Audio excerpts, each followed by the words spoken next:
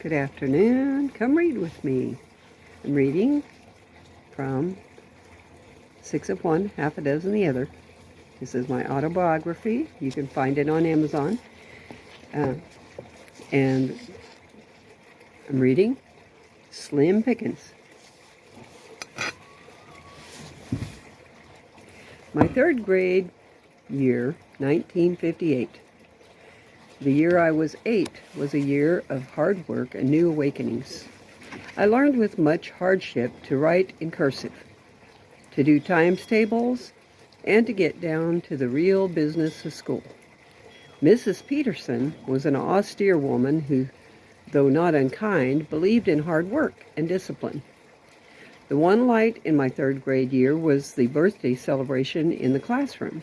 On the day of the student's birthday, Mrs. Peterson would draw a picture on the chalkboard in brightly colored chalk. She would let the birthday child pick the colors for the cake, plate, frosting, and lighted candles. She would draw, and the class would all sing happy birthday. Each child looked forward to his or her birthday in her class. It was a small, simple thing, but to be singled and honored on our special day was a real treat. In my family, birthdays were not the big deal with most families as they are today. Since our family was nearly always poor, excuse me, but I need to take my glasses off. I'm getting blurry here. Yeah, that's better. There was little recognition made about our birthdays. We might be fortunate enough to have a boxed cake made on our day, but more times than not, it would not have frosting or candles. Birthday parties required planning, time, money, and guests who had to be fed. Parties would require extra house cleaning and food, so birthdays were simply ignored.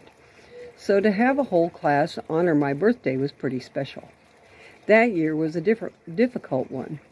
My father must have been out of work, and we were once again on welfare. We had a hard time making it from month to month.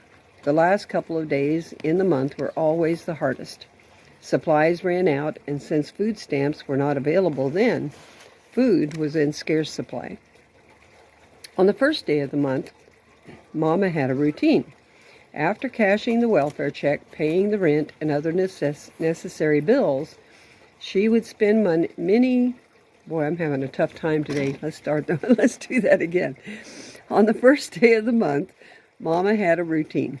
After cashing the welfare check, paying the rent, and other necessary bills, she would spend many hours driving from grocery store to grocery store trying to find the best bargains in order to feed the family.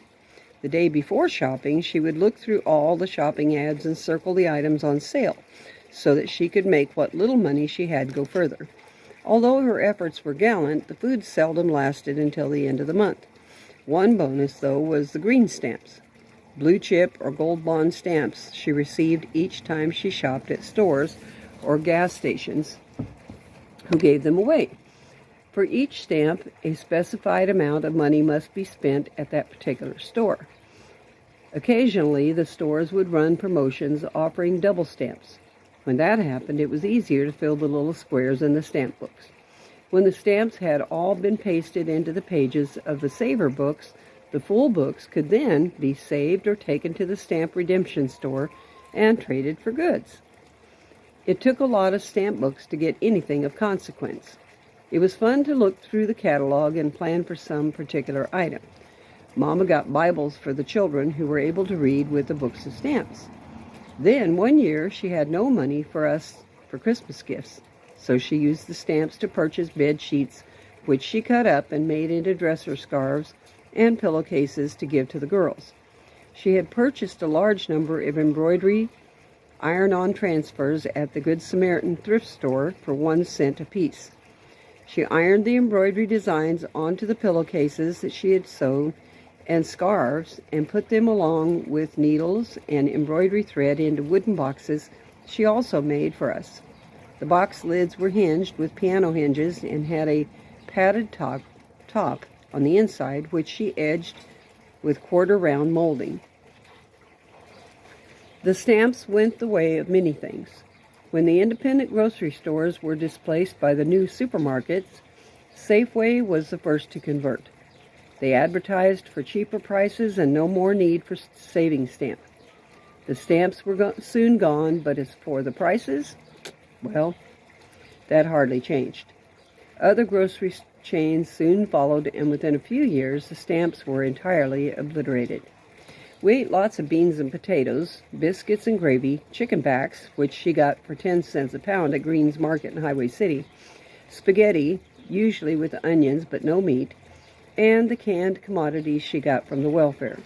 Those included powdered milk, peanut butter, canned pork, it was a lot like Spam, and powdered eggs. We did not usually have fresh milk because it was costly and the amount required for our family would have been hard to store anyway. One year, however, the Foster's dairy truck came to our home and a deal was made with the driver to trade vegetables from our garden for the daily delivery of the milk.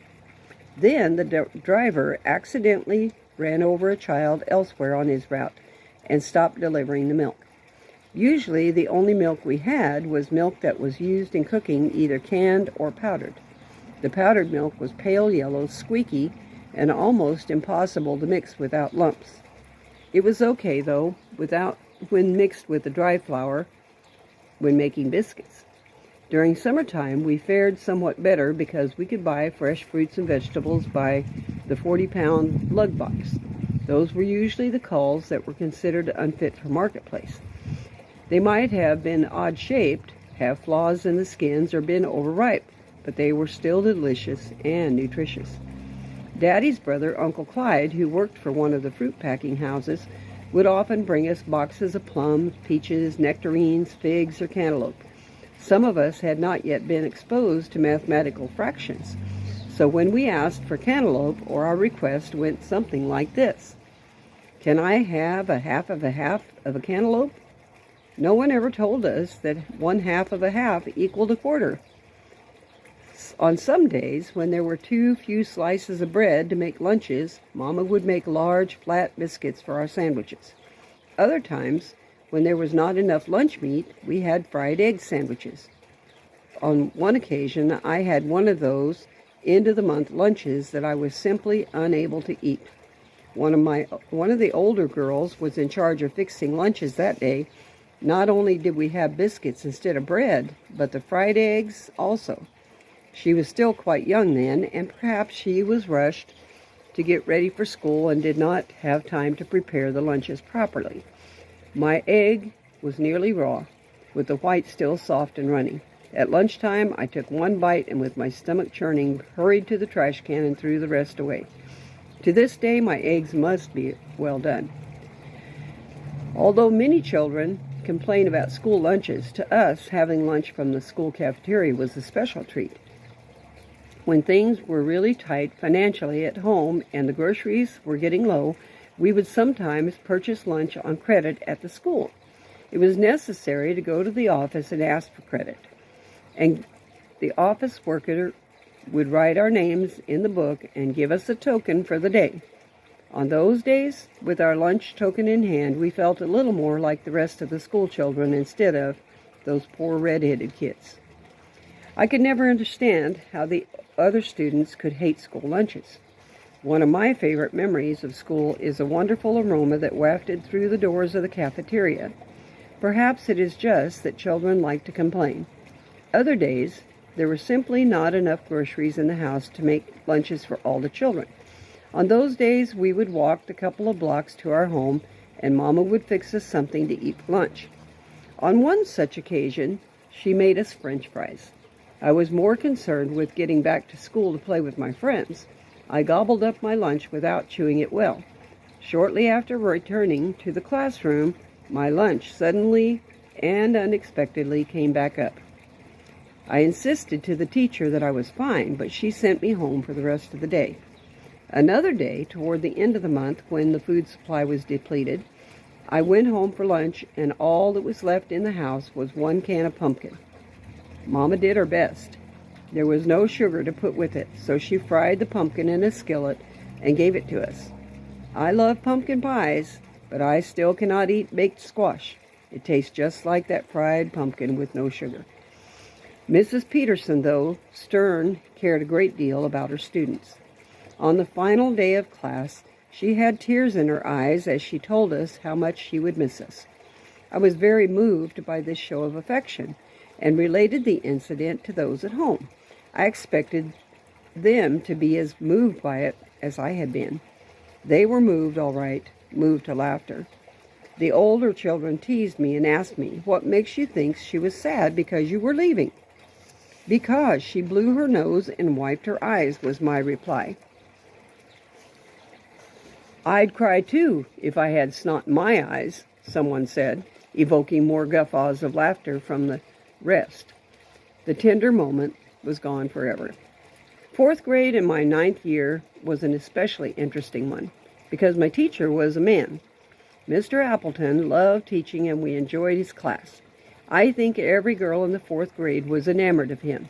He was a real cut-up and was always keeping up with the newest trends.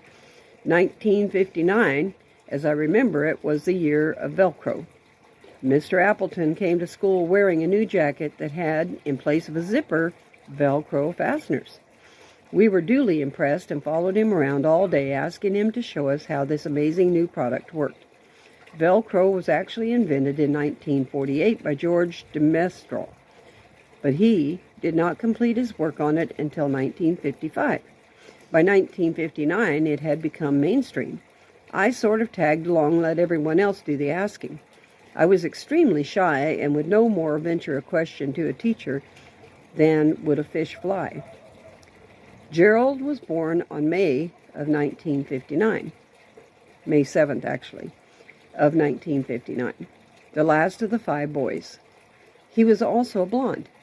He had a round head and big blue eyes. He was a real novelty after the 3 girls. We children acted like he was our living doll. We played house with him, dressed him up, and used him for our own entertainment. Though he spent a great deal of time in the playpen, he enjoyed all the attention and performed funny antics to entertain us. I was the creative one, always making some ridiculous costume or such. One of our home movies shows Gerald, barely a year old, in his playpen, wearing a small leather crown on his head that I had fashioned for him. 1959 was the year we got our first telephone at home. The phone was a real novelty for us, and we used it every chance we got. We made opportunities to call home by arranging to go home with a friend, or perhaps leaving something at home that was necessary for the day, like lunch. It was surely a very necessary tool in our household, but we viewed it as more of a toy. We discovered from the repairman how to dial our own phone number, hang up the phone quickly and cause it to ring.